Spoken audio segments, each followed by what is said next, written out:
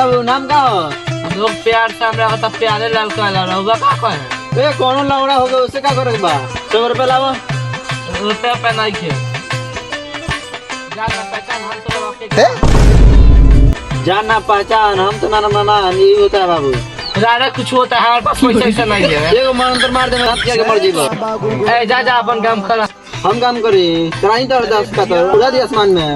लाओ 100 रुपया। हमारा पैसा ऐसे नहीं जा अपन काम कर लाओ तो इससे साला ना मांगनी। सन्यासी को कुछ भिक्षा दे दे बेटा। आवा बैठा और चौकिया पे बैठ जा, हम भिक्षा लेके आवत हई। ठीक है बिटिया। ए बाबू तारा से 150 कहत रह निकले हो क्या? अरे नसीब का खेला तू तो कहत रह बाबू फिर से कर पड़ी बा नेवता देव पड़ी।